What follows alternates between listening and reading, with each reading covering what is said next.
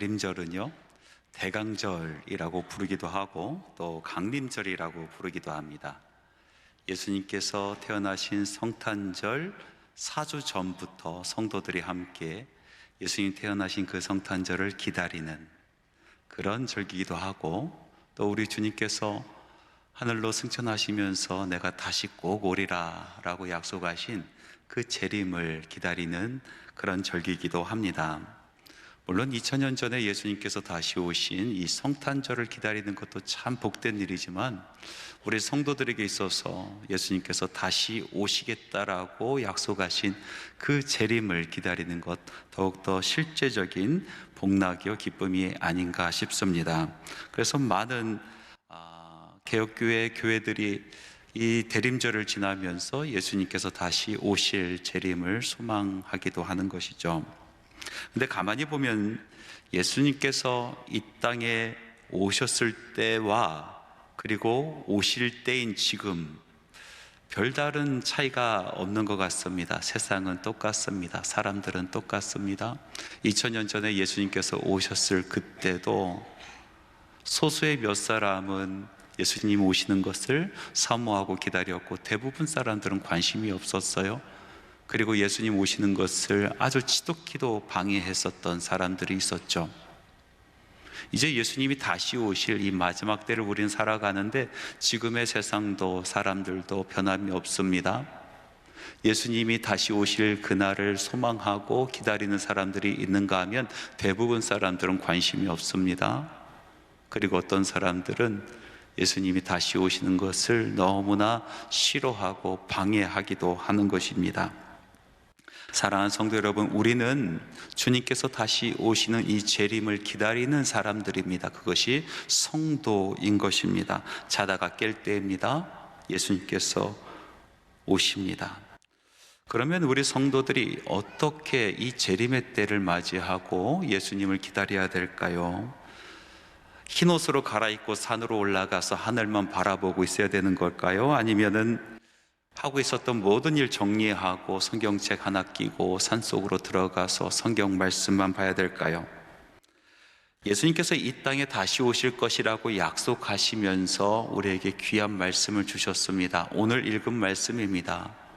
부활하시고 40일 동안 제자들과 함께 계시다가 이제 하늘로 승천하시면서 마지막으로 제자들을 모으셨습니다. 그리고 기다리는 사람들, 제자들에게 마지막 당부의 말씀을 해주시고 계시는 것입니다. 이 말씀을 보면은 예수님이 재림하시는 그날을 사모하며 기도하는 우리 성도들이 어떻게 살아가야 될까에 대한 예수님의 바람, 그리고 예수님의 권면이 있습니다. 이 말씀을 통해서 오늘날 우리의 삶이 어떠한가 돌이켜보는 그런 시간이 되기를 바랍니다. 제자들이 다 모였을 때에 제자들이 예수님께 이렇게 물어봅니다. 주께서 이스라엘 나라를 회복하심이 이때니까. 제자들은 때가 참 궁금했었던 거예요. 예수님께서 다시 오신다라고 말씀하셨는데 그때가 언제인지 너무나 궁금합니다. 그때가 되어서 이 나라가 회복되고 이 예루살렘이 회복될 줄 믿는데 그때가 언제입니까? 이때입니까? 이때입니까? 물어보는 겁니다. 그런데 그때를 말씀하지 아니하시고 예수님은 다른 대답을 하신단 말이죠. 사도행전 1장 7절 말씀이 예수님의 대답입니다. 이르시되 때와 시기는 아버지께서 자기의 권한에 두셨으니 너희가 알 바 아니요. 그것은 제자들에게 알 바가 아니다라는 것입니다. 그 때와 시는 하나님의 권한에 두었으니 하나님의 권위를 인정하고 그것에 큰 관심을 두지 말라라고 말씀하십니다. 그것은 너희들이 알 바가 아니다.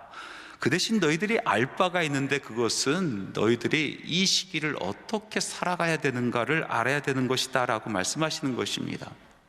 여러분, 사람이 성숙했다라는 증거로 우리는 무엇을 찾을 수 있습니까?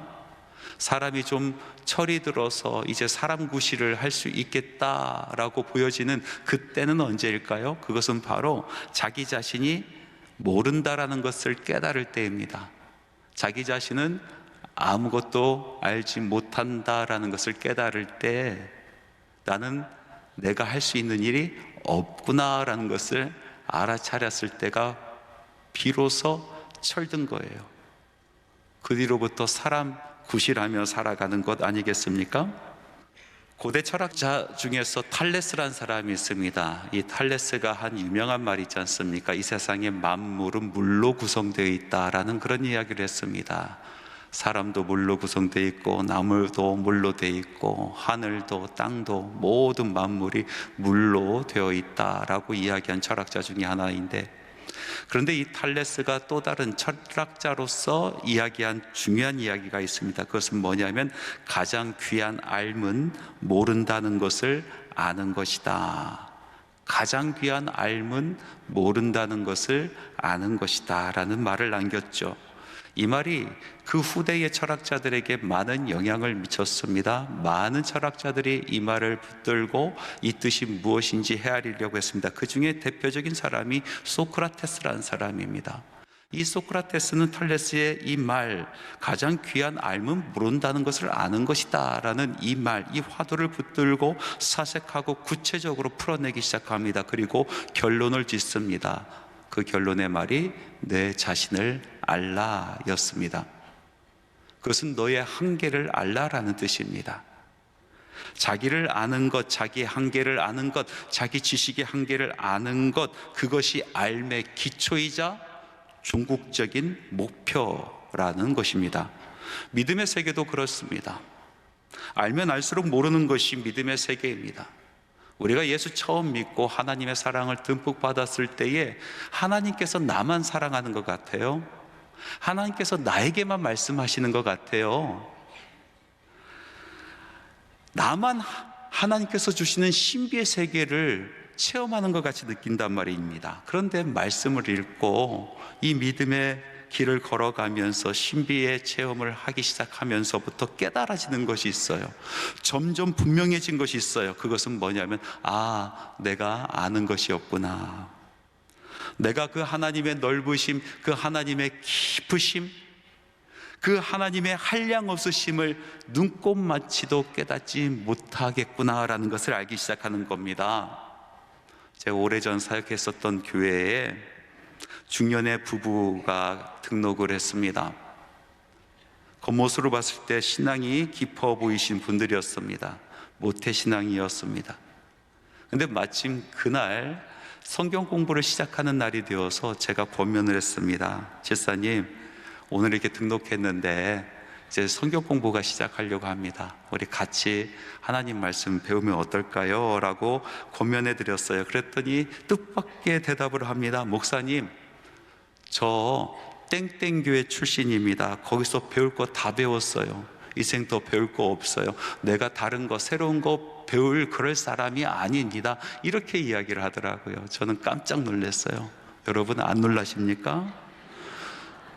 무엇을 배웠는지 좀 궁금했어요. 도대체 무엇을 안다고 이야기하는 것인지 참 궁금했습니다. 잘못 배운 것입니다.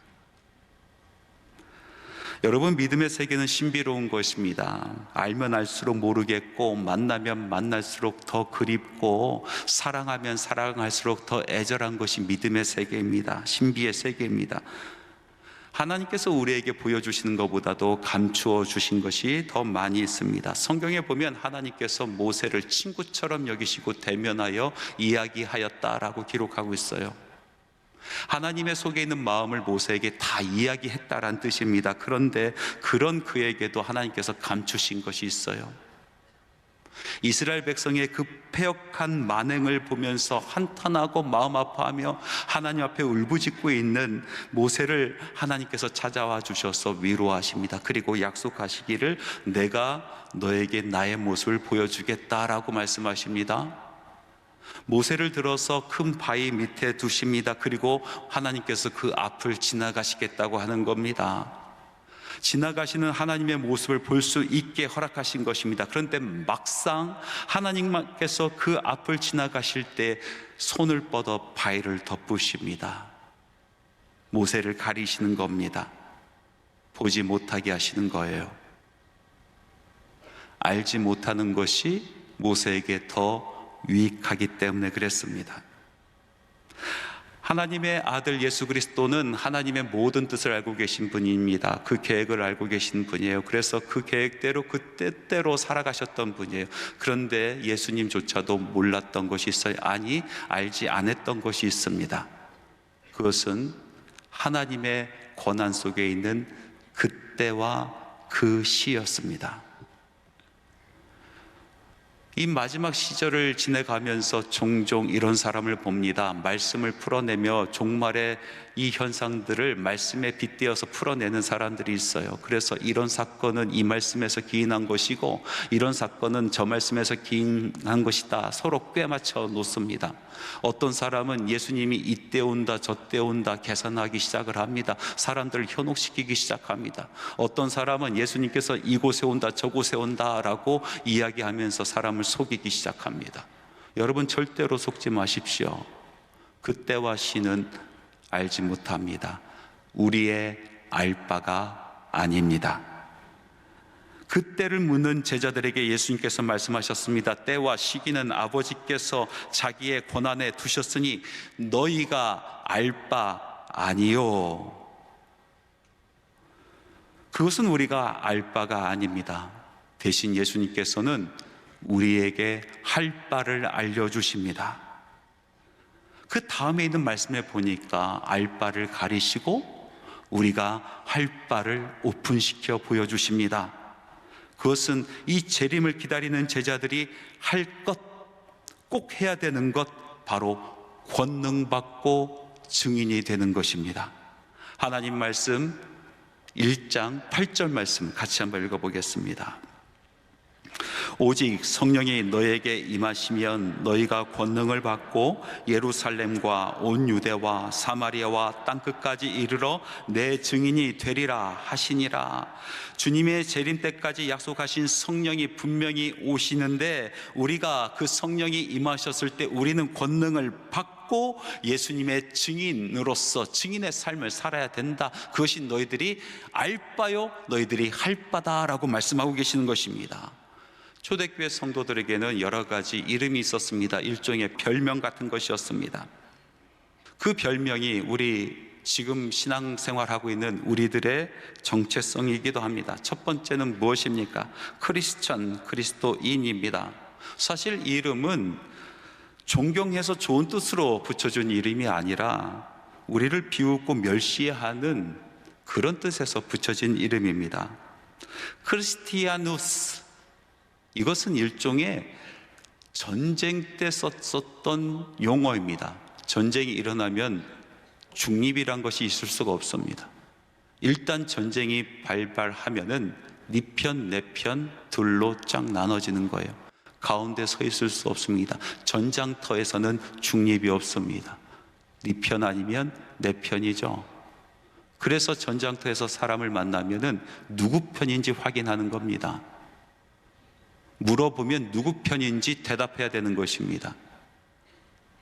이 전쟁 같은 세상 속에서 크리스티아누스, 그것은 바로 그리스도의 편이라는 뜻입니다. 너희들은 그리스도의 편이다 라고 별명을 붙여준 것입니다. 그런데 이 별명이 왜 안 좋은 뜻으로 붙여진 것일까요? 패배한 잔당이란 뜻입니다. 연약하고 힘도 없어서 십자가에 달려서 아주 처절하게 패배하고 죽은 바로 그 예수 그리스도를 따르는 잔당이라는 뜻에서 크리스티아누스라고 부른 겁니다. 두 번째, 초대교회 성도들의 별명은 제자라는 별명이었습니다. 이 제자라는 말은 오늘날 우리가 생각하는 제자의 개념과는 너무나 다릅니다. 오늘날은 선생님에게 지식 또는 기술을 배우면 그만입니다. 피아노를 배울 때에 선생님의 인생을 배우지 않습니다. 피아노의 기술만 배우면 되는 것입니다. 그러나 이 당시에 제자가 된다는 것은 선생님의 모든 것을 배운다라는 것입니다. 선생님의 무엇을 배우는 것이 아니라 선생님 그 자체를 배운다라는 것입니다. 선생님의 인격, 선생님의 성품, 선생님의 지식, 신앙, 선생님의 모든 것을 본받고 닮아가는 사람들을 제자라고 부른 것입니다. 예수님께서 제자들에게 마태복음 11장 29절 말씀에 이렇게 말씀하십니다. 너희는 나의 멍에를 메고 내게 배우라. 멍에가 무엇입니까? 예수님께서 짊어지고 가시는 그 고난을 이야기하는 것입니다. 예수님께서 짊어지실 십자가를 이야기하는 것입니다. 그것을 메고, 그 고난을 똑같이 메고 내게 배우라 라고 말씀하고 계십니다. 모든 것을 배우라는 것입니다. 예수님의 고난을 짊어지고 예수님의 십자가를 짊어지고 예수님을 배워서 사람들로 하여금 우리의 모습을 보면서 예수의 모습을 보게 하고, 우리의 삶을 보면서 예수의 삶을 보게 하고, 우리의 죽음을 보면서 예수 그리스도의 죽음을 보게 하는 것, 바로 그것이 제자 증인된 삶인 것입니다. 여러분, 그렇게 따지고 보면은요, 이 증인이 된다라는 것은 기적과 같은 일입니다. 기적이 무엇입니까? 사람들은 기적하면 이렇게 생각합니다. 사람들이 할 수 없는 일을 하나님께서 이루신 것, 그것을 기적이라고 생각해요. 사람들이 할 수 없는 것, 할 수 없는 병을 하나님께서 고쳐주시면 그것을 기적이라고 생각합니다. 그런데 잘 생각해 보십시오. 하나님께서는 모든 것을 하실 수 있는 분이신데 사람들이 하지 못하는 것을 하나님께서 하신 것은 당연한 것이죠. 그것은 기적이 될 수 없는 것입니다. 그러면 진짜 기적이란 것은 무엇입니까? 하나님께서 하실 일을 사람이 이룰 때 그것이 기적인 것입니다. 예수님만 할 수 있는 것을 사람이 따라갈 때 그것이 기적이 되는 것입니다. 죄인된 사람이 예수님의 삶을 살아가는 것이 기적이 되는 것입니다. 연약한 제자가 그 무겁고 무거운 십자가 짊어지고 살아내는 것이 기적인 것입니다. 목숨을 다해 주님 가신 길을 순종하며 따라가는 바로 그것이 기적인 것입니다. 이렇게 증인된 삶을 살아가는 것은 기적의 삶을 살아가는 것입니다. 어떻게 이 기적의 일을 감당할 수 있을까요? 우리의 힘으로 될 수 있을까요? 우리의 능력으로, 우리의 지식으로, 우리의 경험으로 이 기적의 삶을, 정말 땅끝까지 증인되는 기적의 삶을 살 수 있을까요? 우리의 힘으로 되지 않습니다.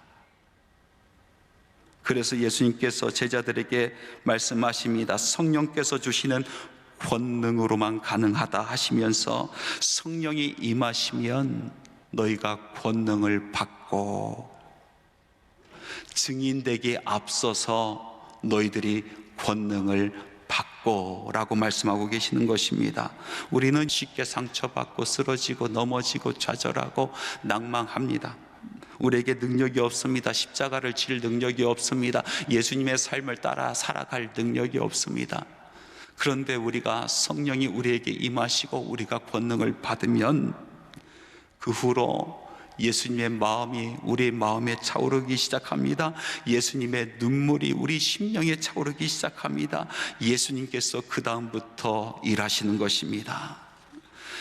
사망 권세를 이기신 예수님, 열면 닫을 자가 없고 닫으면 열 자가 없으신 분, 이기고 또 이기고 최후 승리까지 뽑으신 칼을 결코 다시 꽂지 아니하시는 바로 우리 예수님께서 우리의 삶 가운데, 우리 사역 가운데 일하시기 시작하시는 것입니다. 예수 권능 내 권능, 예수 권능 내 권능, 복음의 일꾼은 그 권능으로 살아가는 것입니다. 살아내는 것입니다. 권능 받고 땅끝까지 이르러 내 증인이 되라 말씀하시고 나서 예수님께서는 제자들이 보는 앞에서 하늘로 승천하십니다. 흰 옷 입고 하늘로 승천하시는데 구름 위로 넘어가십니다. 구름이 예수님을 가리었는데 제자들은 하염없이 예수님만 바라봅니다. 예수님 언제 오실까 하염없이 예수님만 바라봅니다. 그때 마지막으로 예수님께서 제자들에게 하신 말씀이 있습니다. 그 말씀은 왜 하늘만 쳐다보느냐라는 말씀입니다. 이 말씀은 예수님께서 제자들에게 직접 하신 말씀이 아니라 천사를 통해서 전해준 말씀입니다. 무엇을 걱정하느냐? 약속한 대로 내가 반드시 돌아온다. 그러니 하늘만 쳐다보고 있지 마라. 내 삶의 현장으로 달려가서 예루살렘과 온 유대와 사마리아와 땅끝까지 이르러 내 증인이 되라. 왜 하늘만 바라보느냐? 너에게 맡긴 그 땅끝으로 달려가라 말씀하시는 것입니다. 예수님께서 예루살렘에서 사역을 마치시고 두로라는 곳으로 가셨습니다. 얼마나 많은 사역이 있었던지 예수님께서 지치셨던 것 같아요. 무척 피곤하셨던 것 같습니다. 그래서 한 집을 빌려서 그곳에서 아무도 모르게 조용히 휴식을 취하고 계시는데, 예수님의 이 고요한 휴식을 깬 한 여인이 있었습니다. 헬라 사람이었습니다. 수로보니게 여인이었습니다. 이 수로보니게 여인에게는 한 딸이 있었는데, 그 딸이 지독하게 귀신 들린 딸이었어요. 그 딸을 고치려고 백방으로 노력했는데 아무런 효험이 없습니다. 절망 가운데 있었습니다. 희망을 보지 못하고 있었습니다. 그때 들린 복음의 소식이 있었어요. 예수님께서 두로 지방에 오신다라는 복음의 소식이었습니다. 기쁜 소식이었습니다. 이 여인은 자기 딸을 안고 예수님에게 달려갑니다. 그리고 딸을 고쳐달라고 간청을 합니다. 그런데 이 불쌍한 여인과 이 딸을 보시고 예수님께서 하시는 말씀 너무나 작았습니다. 작았다 못해 가혹하기까지 합니다. 자녀로 먼저 배불리 먹게 할지니 자녀의 떡을 취하여 개들에게 던짐이 마땅치 아니하니라. 내가 오늘 피곤하니까 다음에 올 수 있겠니? 라고 말씀하시던지, 지금 내 사역은 이 유대 땅에서의 사역이니 이제 그 땅이 열리면 그때 오라라고 하시면 될 거인데, 예수님께서 그 불쌍한 여인과 그 자녀를 보시고 개에 빗대서 모욕을 주고 창피하게 만들어 버립니다. 이 모멸을 겪고 수치를 겪은 여인은 포기하지 않습니다. 그리고 예수님에게 다가가 다시 말씀드립니다. 맞습니다. 맞습니다. 예수님, 저는 개와 같은 존재입니다. 예수님, 저는 개처럼 살았어요. 그런데 예수님, 상아래 개들도 아이들이 먹던 부스러기 먹지 않습니까? 저는 개 같은 인생을 살았지만은 상아래 개들도 부스러기 먹지 않습니까? 그 부스러기 은혜라도 주십시오. 그렇게 매달리는 거예요. 그래서 예수님께서 그 믿음을 보시고 그 여인의 간청을 들어주셔서 그 사랑하는 딸의 귀신 들린 병을 낫게 해 주십니다. 많은 성사학자들이 이 말씀을 해석하면서 여인의 믿음과 간청하는 기도, 그 끈질긴 기도에 초점을 맞춥니다. 이 예수님을 향한 여인의 이 믿음, 이 끈질긴 믿음, 이 믿음이 예수님을 이겼다라는 거예요. 마치 야복강에서 야곱이 천사와 씨름하면서 천사를 이겨 먹었었던 것처럼 예수님을 이긴 믿음이다라고 그렇게 평가를 합니다. 그리고 주님 앞에 나가서 간청할 때는 끊임없이 포기하지 말라라고 그렇게 가르침을 주는 것 같습니다. 그런데 저는 말씀을 읽으면서 우리가 간과하고 있는 것이 하나 있구나라는 것을 깨달았습니다. 그 여인이 그토록 예수님께 매달리고 포기하지 않고 간구하고 그 믿음을 부여잡았었던 이유를 우리는 간과하고 있습니다. 왜 그렇게 했습니까? 왜 포기하지 않았습니까? 왜 끝까지 간청했습니까? 왜 모욕을 당하고 왜 수치를 당해도 그래도 포기하지 아니하고 예수님께 간청했습니까? 그것은 딸에 대한 모성애였습니다. 어머니로서의 책임감이었습니다. 마치 이 모든 것이 자기 탓인 양 그 모든 모욕을 자기가 뒤집어 쓰고 끝까지 예수님께 포기하지 않냐고 매달린 것입니다. 여러분, 이 모성애, 창조주의 책임감, 이것이 바로 우리 하나님의 속성 아니겠습니까? 우리 예수님께서 우리에게 보여준 예수님의 모습 아닙니까? 예수님을 따르는 우리 제자들은 바로 이 신성, 이 속성을 닮아가야 되는 것입니다. 예수님께서 우리에게 보여주신 것이 무엇입니까? 온갖 천대와 멸시, 수르보니게 여인이 당했던 개취급보다 못한 대우를 받으면서도 우리를 포기하지 아니하였습니다. 죄덩어리인 나, 죄덩어리인 여러분, 죄덩어리인 이 세상의 그 모든 죄가 마치 당신의 탓인 것처럼 모든 더러운 것, 냄새나는 것, 그 오물을 다 뒤집어 쓰고 십자가 지고 올라가시면서 우리 하나님으로부터 버림을 받는 그 순간까지 우리를 포기하지 아니하시고 우리를 움켜잡고 우리를 구원해 주셨기 때문에 오늘 우리가 이 자리에 있는 줄 믿습니다. 마치 자신의 탓인 양 모든 것을 짊어지는 이 예수님의 모습, 그것이 마지막 때에 성도들이 가져야 될 모습인 줄 믿습니다.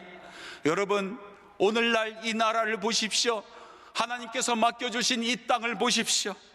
얼마나 추잡합니까? 얼마나 더럽습니까? 공의가 땅 위에 떨어진 것만 같습니다. 썩어가는 이 땅, 죽어가는 이 땅, 귀신 들려도 지독히 들린 이 땅, 폐역만 남아있는 이 땅, 하나님으로부터 고개를 돌린 이 땅, 이 땅을 바라봐야 되는 것입니다. 예수님께서 제자들에게 말씀하셨습니다. 왜 하늘만 쳐다보느냐? 왜 하늘만 쳐다보느냐? 너희가 가야 될 그 땅 끝을 너희들은 아느라라고 말씀하고 계시는 것입니다. 여러분, 이 땅을 하나님께서 우리에게 주셨습니다. 이 나라를 부여잡아야 되는 것입니다. 다른 사람 탓할 때가 아닙니다. 다른 사람들 때문에, 저 사람들 때문에, 이것 때문에, 저것 때문에 이야기할 때가 아니라 이것은 모두 나의 탓인 것처럼, 이 모든 일이 나의 탓인 것처럼 우리 하나님께서 맡기신 이 땅을 위해서 증인의 삶을 살아내지 못한 나의 탓인 것처럼 여기고 이 땅을 부여잡고 우리는 주님 앞에 나가야 될 줄로 믿습니다. 이 시간 우리가 함께 기도하기를 원합니다. 우리 온 교회가 기도하기를 원합니다. 주님, 내 나라, 내 민족 고쳐주옵소서. 내 나라, 내 민족 살려주옵소서. 주님께서 맡기신 이 마지막 이 땅에 우리가 이런 기도를 하나님 앞에 올려드리며 예수님의 증인으로서의 삶을 살아가야 될 줄 믿습니다. 사랑하는 성도 여러분, 말씀을 맺겠습니다. 우리들은 성도입니다.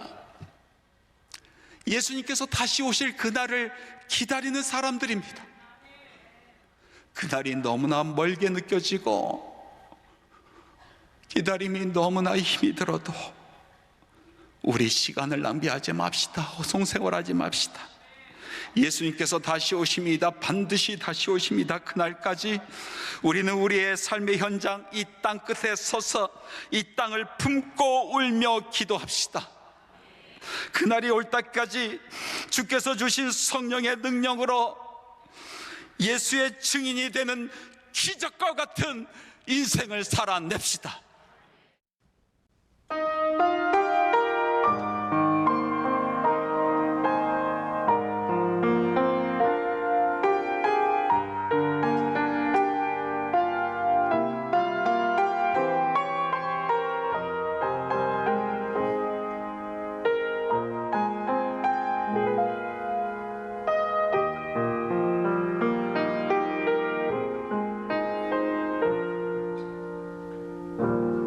나의 눈가에 주름이 지고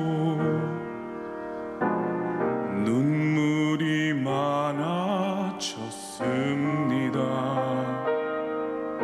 잠시 눈 감고 뜬 것 같은데 어느새 여기 있습니다. 가슴 아픈 날도 많았었고 기쁜 날도 있었습니다. 짧은 여정을 뒤돌아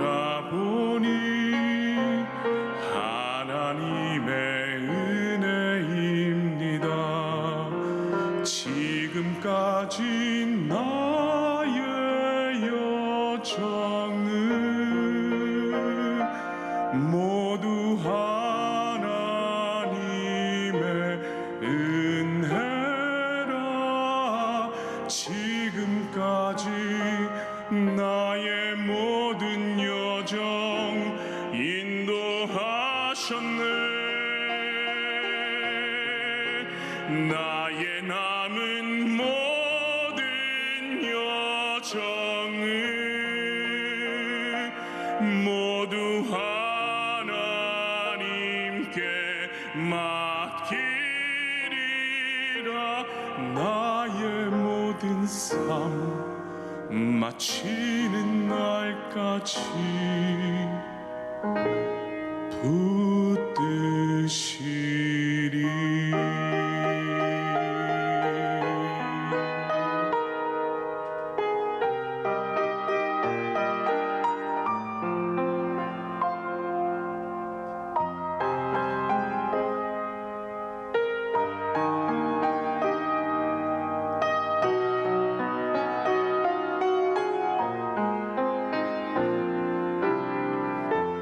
가슴 아픈 날도 많았었고 기쁜 날도 있었습니다. 짧은 여정을 뒤돌아보니 하나님의 은혜입니다. 지금까지 여정은 모두 하나님의 은혜라. 지금까지 나의 모든 여정 인도하셨네. 나의 남은 모든 여정은 모두 하나님께 맡기리라. 나의 모든 삶 마치는 날까지 붙드시리.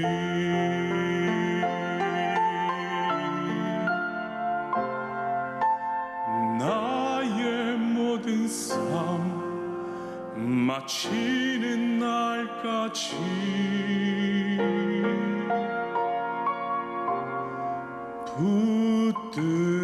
붙드시리.